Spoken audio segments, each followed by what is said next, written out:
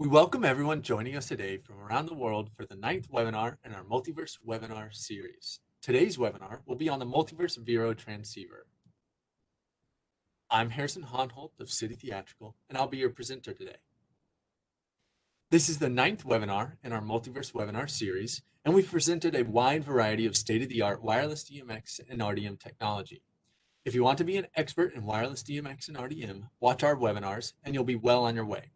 Some of the topics we've covered in our series include the breakthrough features of the multiverse technology, how it's different than any other wireless DMX system in the world, and why it represents the future of wireless DMX and wireless RDM technology. The simple plug-and-play 2.4 GHz SHoW ID transceiver, the Multiverse Node, a single universe transceiver, which contains both 2.4 GHz and 900 MHz radios, the Multiverse Transmitter, which contains 4 different radios, and which can broadcast as many as 10 universes from one transmitter.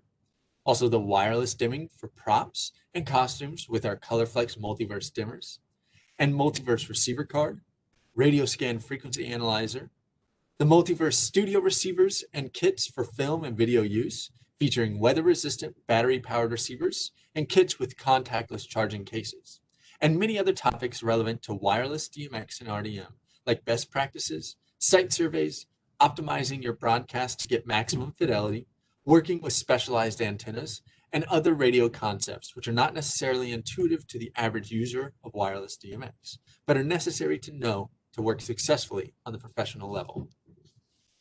All of our webinars live on as recordings on the Multiverse pages on our website, citytheatrical.com/multiverse.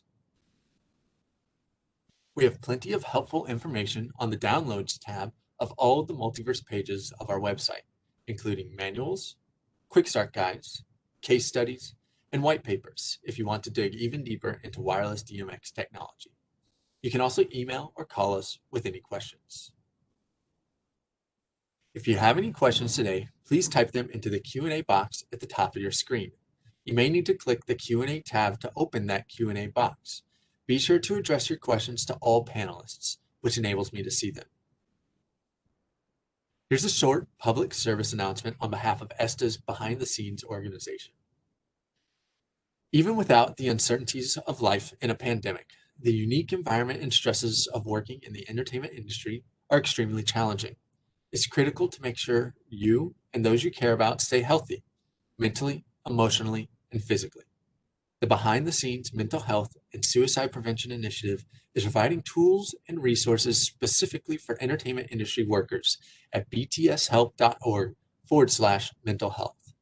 These include Be Seen, Be Heard, a 24/7, 365 peer-to-peer chat app, an online therapist finder that only includes therapists who understand the industry, anonymous online behavioral self-assessments to help you understand what you're feeling, easy to navigate resource links so you don't get overwhelmed looking for help, and suicide prevention information and posters to help save lives.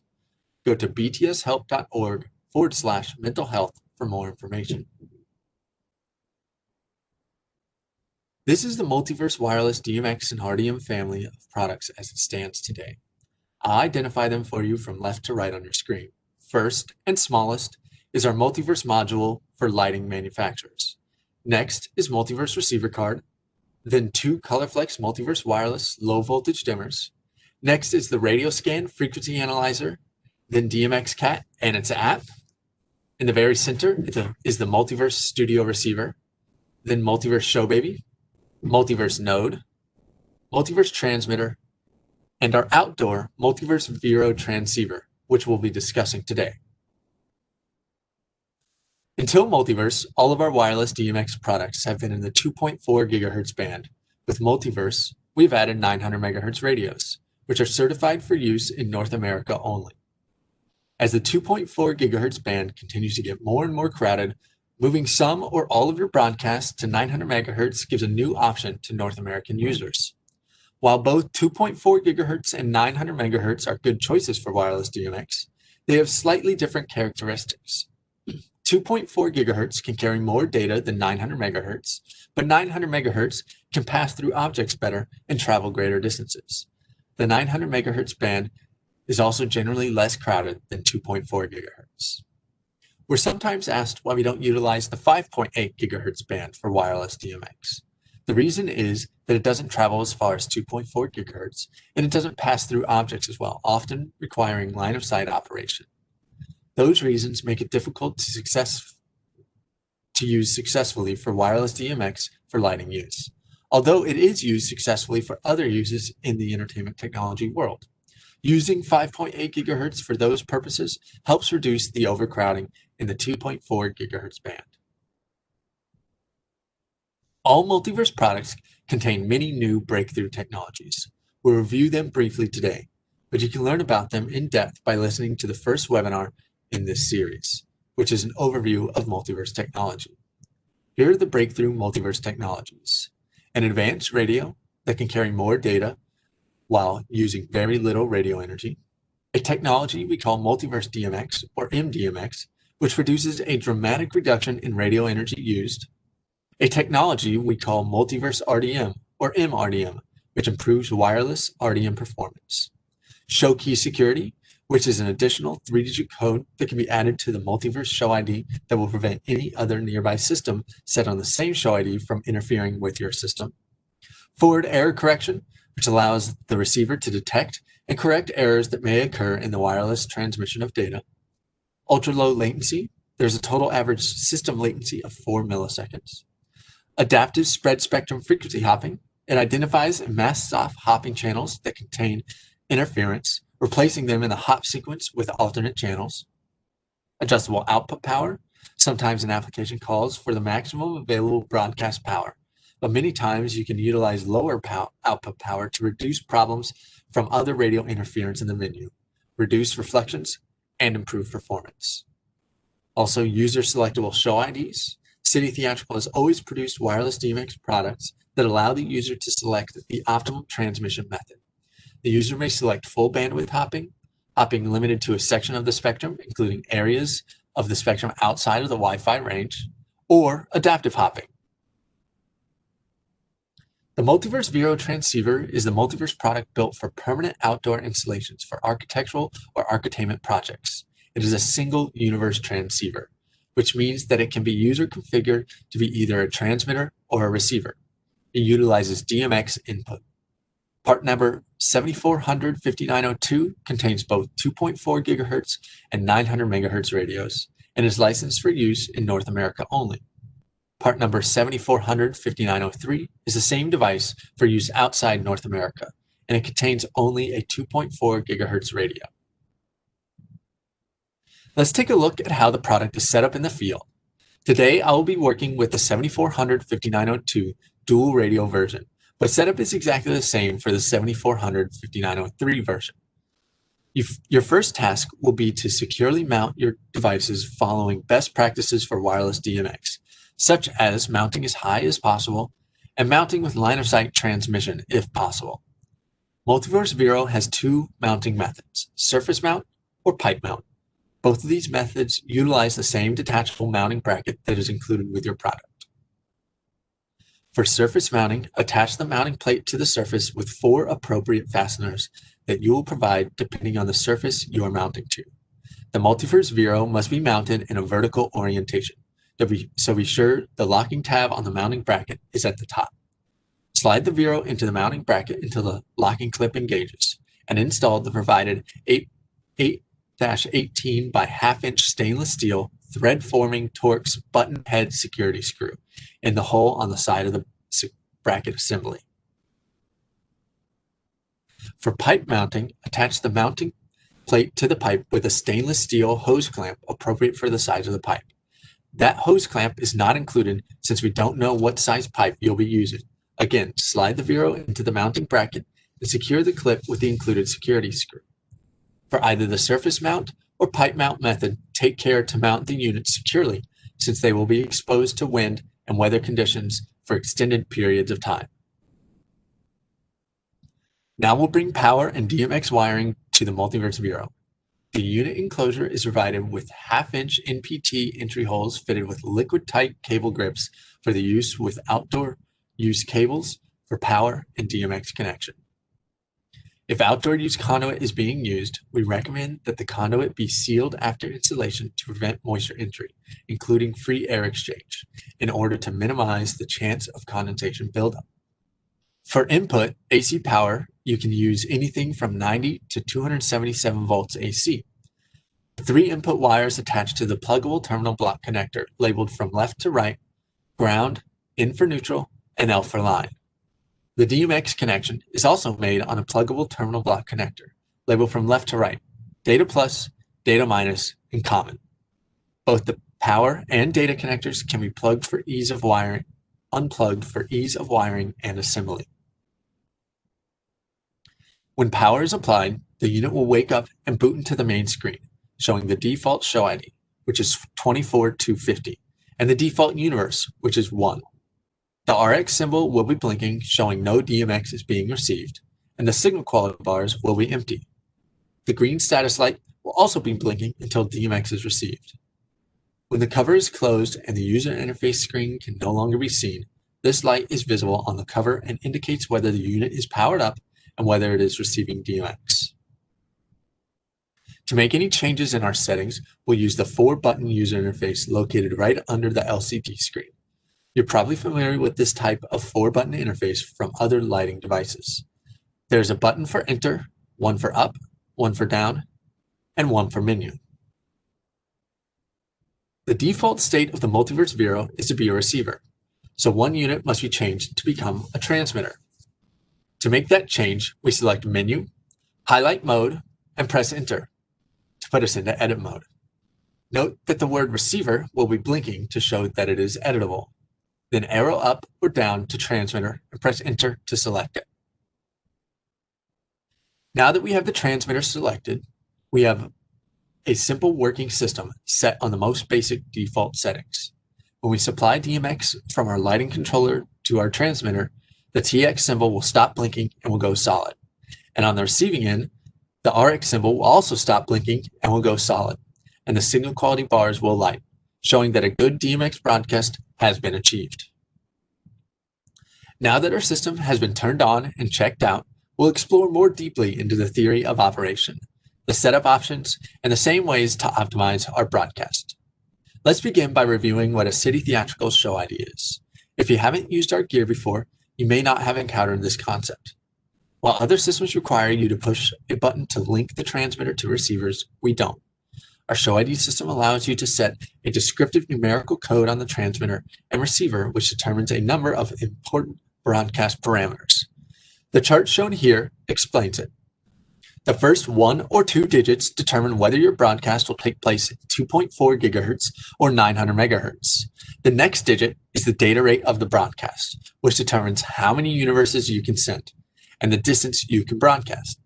While Multiverse Vero will always be a single universe broadcast, other Multiverse products can transmit as many as 10 universes from one transmitter.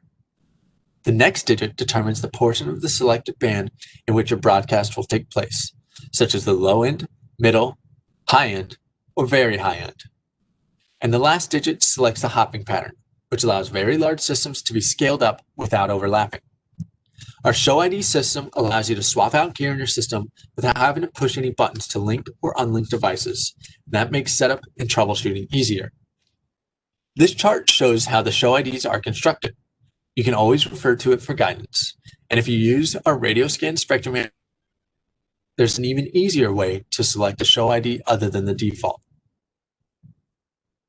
Before you set up your wireless DMX broadcast, it's easy to use radio scan to do a quick scan of the 2.4 gigahertz and 900 megahertz portions of the spectrum to see what activity is around you, then to direct your broadcast to the best area.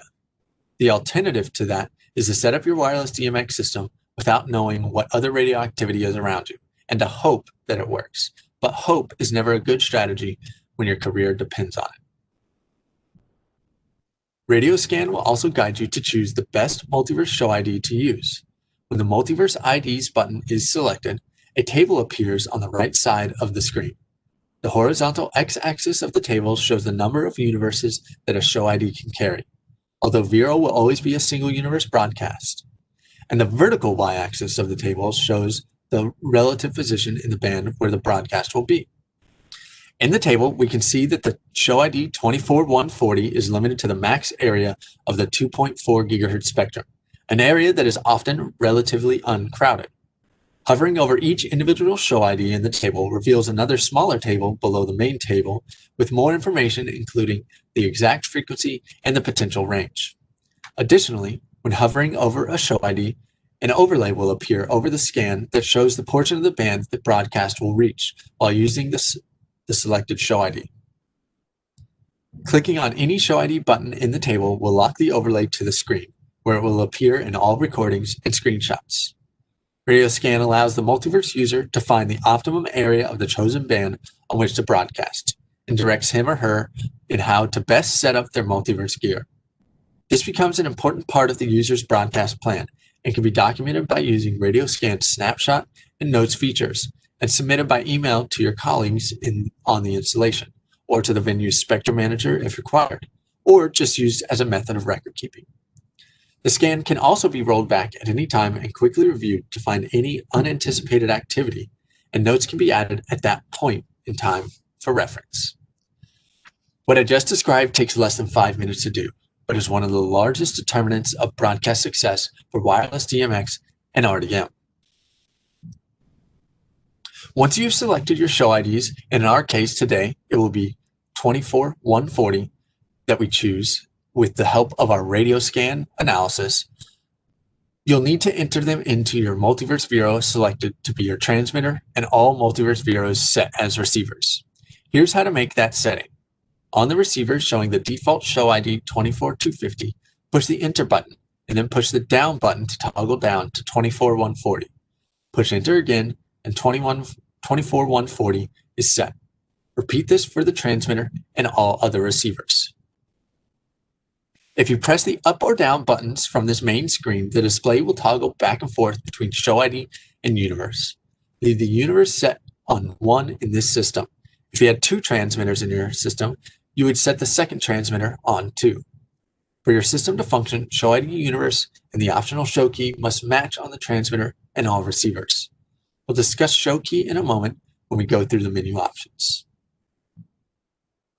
Now that we understand the basic setup of mounting, applying power and data, the concept of SHoW ID, and how to use RadioScan to find the best place in the spectrum to put our broadcast, let's go deeper into some other menu settings. Pressing the menu button on the 4-button user interface takes us to the main screen, which differs slightly depending on whether you have designated a unit to be a transmitter or a receiver. In receiver mode, the default mode, the choices are mode, select receiver mode or transmitter mode, default is receiver. Power, output power may be user selected as low, medium, high, or maximum. It is the best practice to use the least amount of output power to achieve a successful broadcast. This helps to reduce reflections, which can reduce signal fidelity, and to reduce any potential negative effect on other radio users in the area. You can monitor signal quality via RDM, default is maximum. Antenna. If a panel antenna, part number 5980, or Yagi, part number 5982, outdoor rated antenna is used instead of the default Omni antenna, choose it on this menu for optimal performance and to remain in compliance with FCC and other radio regulations. A part number 5639 gender changer in male to in male is required to use a panel or Yagi antenna. See our other webinars for useful information on using specialized antennas to overcome broadcast challenges. SHoW key. The optional SHoW key setting allows a user to enter a key to privatize their SHoW ID from other systems on the same SHoW ID. Again, importantly, SHoW IDs, Universe, and SHoW keys need to match in order for receivers and transmitters to talk to each other. Keeping your SHoW key private will provide a level of security to your Multiverse system from unauthorized use. Default is off. RDM traffic. The RDM traffic setting determines whether RDM data is passed downstream of the Multiverse Veros set as receivers. It does not affect whether a Multiverse Vero set as a transmitter or receiver is detectable by devices upstream. Default is off. Backlight timeout. The backlight timeout setting determines how long the LCD backlight will remain on after the last button press. Backlight level controls backlight brightness. Range is 1% to 100% and default is 100%. And then information. The information screen shows the RDM UID, firmware versions present, connection status, and the number of devices, receivers, and fixtures downstream. In transmitter mode, these additional choices are available. Termination. If DMX out is utilized on the DMX terminal block, set this switch to off. If DMX out is not utilized, set the switch to on. Error correction. High noise environments can affect wireless DMX performance. Enabling error correction adds additional information to the data packets to correct errors in slot data that would have otherwise been lost. Restoring DMX delivery back to near perfect levels. Default is off. MDMX. MDMX improves the fidelity while dramatically reducing radio energy broadcast into the spectrum. Only needs to be set on the transmitter, and default is on. Now that the system is set up and connected, you will want to test all the radio links and the lighting fixtures connected to them to verify that the system is functioning as planned. Everything may work the first time it is turned on, but if not, you'll need to do some troubleshooting. The test and diagnostic tool we highly recommend is DMX CAT. CAT is an acronym for Control, Analyze, and Test. It allows anyone to have a tool they can carry with them at all times that enables them to turn on, test, troubleshoot, and control any DMX lighting fixture. It links to a database of worldwide lighting fixtures and can load the exact controls to operate any of those fixtures. And it contains a powerful RDM controller. Since it is app-based, we're able to constantly update its features and to add useful new functions.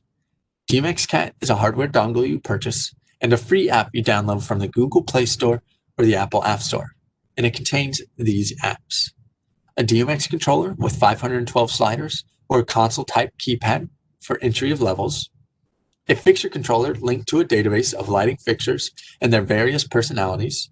This works very much like patching a lighting console and loads an accurate representation of the controls it takes to operate any fixture in any of its personalities. A DMX tester to analyze the DMX stream, transmit DMX with specified parameters, view the levels in a DMX line and a flicker finder. An RDM controller that will read the RDM parameters, load the controls for, and control any RDM fixture in our database. We are constantly adding fixtures to our database, and there's a direct link to the app to report any new fixture that you may encounter that is not yet in the database, and within a day or two, it will be added.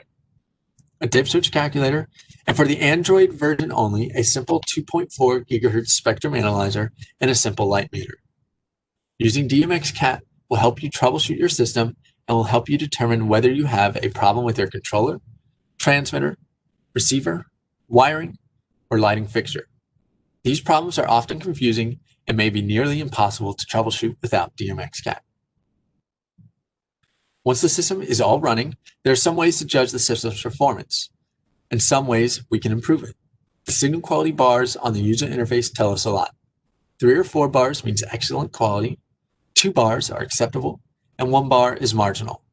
Signal quality can also be checked by using RDM on the DMX CAT app as shown here, which may be much more convenient than using a lift to reach the receivers.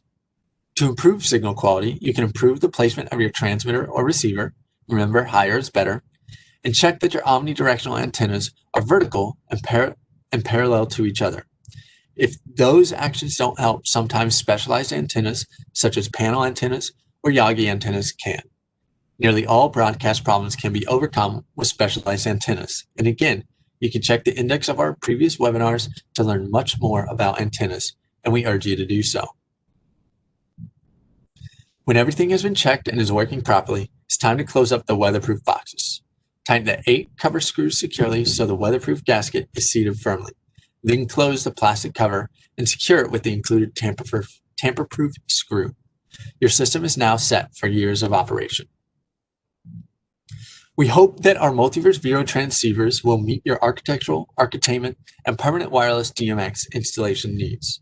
We believe Multiverse Wireless DMX and RDM technology represents the future of wireless lighting and will continue to develop products to help you meet your lighting installation needs. We have some time for some questions, so let's take a look if we have any. Okay, we have one here. You mentioned that there are a growing number of manufacturers implementing Multiverse. Can you name them? We can't name any that have not released any product, but there are some that have released. Specifically, ETC has recently released their phosphor film and video products. Wildfire carries a UV LED light that has Multiverse built in, and Antari also has wireless fog machines. Let's see, are you able to make system changes with the DMX cat? Yes, all changes can be made with the DMX cat via RDM very easily. If the show key is set to 0 and that is off, yes, that would technically be off or 0 as your show key. Pretty much they just need to match no matter what they are. Let's see what else we have here. What is the IP rating? IP rating is IP67. What else? Here we go. Haven't you been selling Vero for a while? Yes, we have. We have many Veros out in the field today, but they all have the SHoW DMX radio in it. So this new version utilizes the Multiverse radio, which has a much better user interface, makes it a lot easier to install, and has all of the advantages we just talked about. How much is the DMX cat? That's a good question. In the US, list price for the DMX cat is $410. Okay, what else do we have here? Can I transmit multiple universe broadcasts from the Multiverse Vero? No.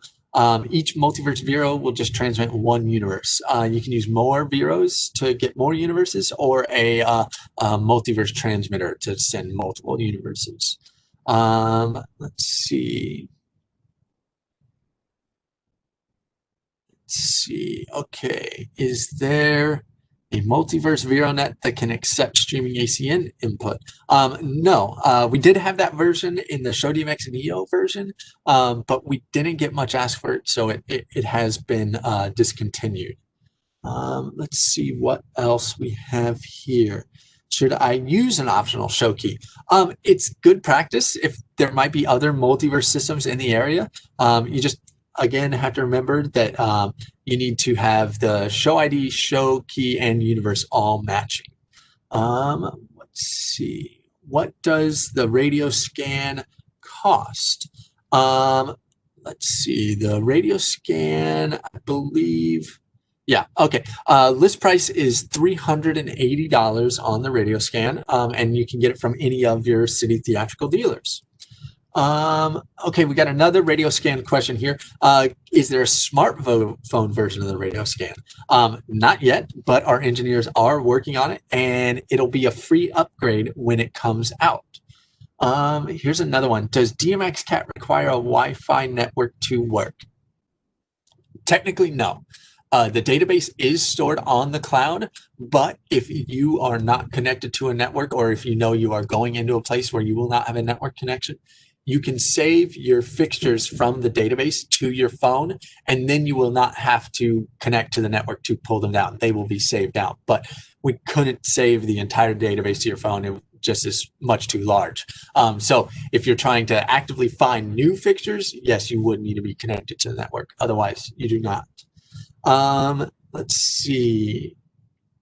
Got a couple more here. Where are your products made? Oh, well, all of our products that we discussed today and all of the Multiverse products are actually designed and built in our factory in Carlstadt, New Jersey. What is, here's a good one. What is the connection between the phone and the DMX cat? That is Bluetooth. So it's going to be a Bluetooth connection. You're going to have around 30 feet of range with that. That is what Bluetooth has as a listed range. I've gotten much further, but you do need to be within a certain range for it to connect. But yeah, Bluetooth is the connection. Let's see. That's I think that's about it. Yep, that's about it for the questions, and we are just out of time. I want to thank everyone for attending today. If we didn't get to any questions of your questions, we'll answer them by email. And you can also call and email if other questions come up later, if you think of it before the end of this. And thank you to everyone that has joined us today. The webinar and all of these webinars are going to be posted on the website and also on YouTube. Goodbye and have a great day.